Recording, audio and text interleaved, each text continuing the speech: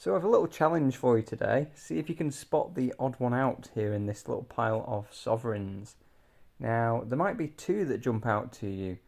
The first one should be a little bit obvious. It is a half sovereign down here, as it obviously is smaller.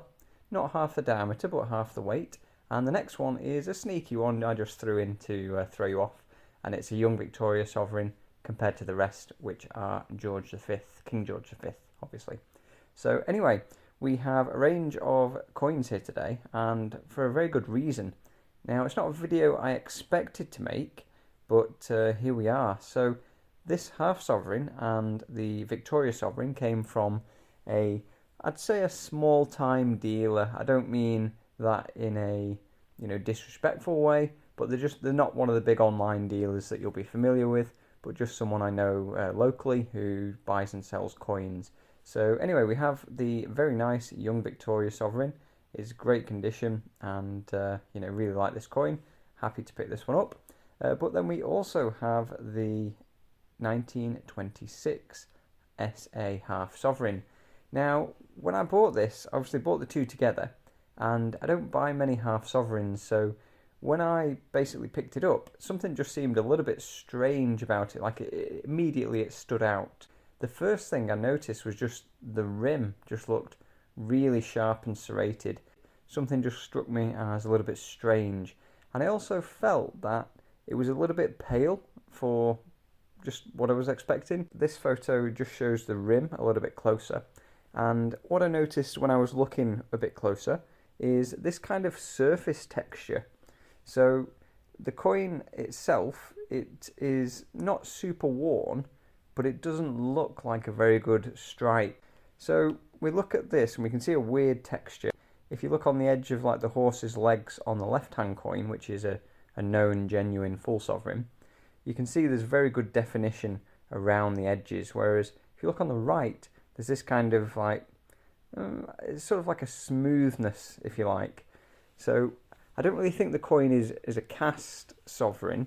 You can see some really poor quality counterfeits, which they look like they've been cast in sand by a child making something for a joke.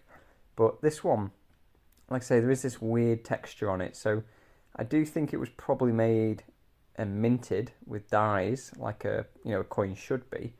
But as I say, this texture, it could perhaps be a problem with the pressure of the dyes. So I'm not sure if that would be the dyes running at a higher pressure or a lower pressure. So maybe if it's a very worn dye, I don't know exactly how these machines work, but could they turn the pressure up so it's pressing the gold harder or something like that? Not quite sure. So on this picture we can see the number 2 in the date. It just, to me, looks a bit strange.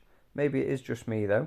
On the BP there was just a tiny speck of dirt there, so a little bit of fluff, and I did blow it off, but again the BP just didn't look quite right. And I also thought that the SA, which is the mint mark above the date there, it was very, very well defined. So if I'm looking at the dragon's belly there is a tiny bit of wear, but the mint mark was really vivid, really, really clear and sharp, which again just didn't really match with what I was expecting. So again, we can see just generally on the horse's body here, but this picture isn't really to show that. Like I say, I'm more looking at the dragon. So just look at the lack of detail on the dragon, around its arms and near its claws. Just doesn't look like a good strike, but perhaps, like I say, there is something more to it. And as we look up towards the rider itself, the horse's head, the design just looks a little bit weird, to be honest. And there's something about it I couldn't just point out. But when we look at this picture, it becomes a bit more clear. So again, just looking at the lack of detail around the cape, and then also when you look at the streamer coming off the rider's head, doesn't just look quite right to me. And it becomes again quite apparent when we look round to the next picture, and if we look at the horse's tail. So just have a look at these two. Remember, the one underneath is a known genuine full sovereign, so it's not a half sovereign, but it is, like I say, a known genuine one. same year, same mint, presumably, similar equipment to make them both. So next we can obviously look on the portrait side on the front of the coin, and this overview picture, just something, again, just doesn't look quite right. Coming on to the lettering, some of the lettering does just look a little bit off, particularly the B here in Brit. If you look, it just looks a bit thin in the middle, and the R looks a bit clumsy, but again we can see this surface texture, which is more of my concern. So as we move on to the next picture, again we're just looking at the lettering. It just doesn't look great, and then the back of George's head there, again it's not very sharp and not very sort of clear, if that makes sense. So next we can look at this overview of the portrait, and again it does just look a little bit off. Something about it just doesn't seem quite right to me there, and it does just make me a little bit suspicious. So after becoming a bit suspicious about the coin, I did take some of these photos and send them to a few people that I know with great knowledge of gold sovereigns. Now, the general consensus was something not right about the coin. There was a couple of people who wanted to see the coin in person before making, a judgment on whether it would be a genuine or not. Obviously, that's fair enough. It's easier to see things properly with your own eyes. Photos can be deceiving sometimes, lighting and things like that. A couple of them, though, were pretty keen to flag it as being a bit suspicious. Now, I messaged the seller who I bought it from. He didn't attempt to justify the coin or argue or anything like that. He just said send it back and we'll refund straight away. I've kept the Victoria Sovereign because I'm pretty sure that's genuine. But the half, the question that came up from one of the people I messaged was, why would somebody want to counterfeit this coin in particular?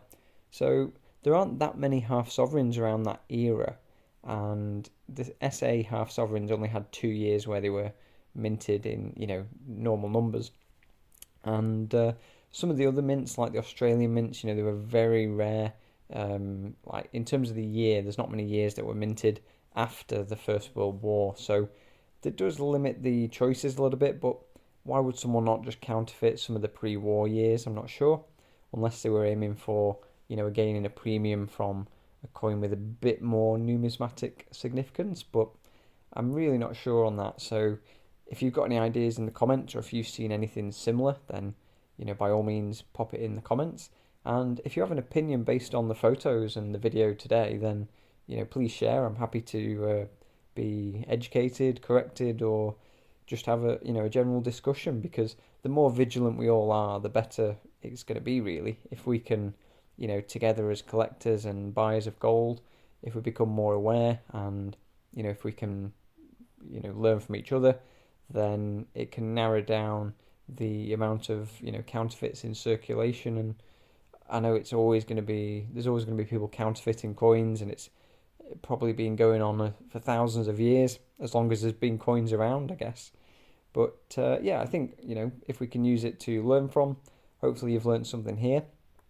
And maybe for some of you it gives an idea of how close you can actually look at coins and what differences you can spot. So curious to know what you think. Do you think I was right to flag the coin up, or do you think it looks good, and do you think it was a genuine coin? So talk to you in comments.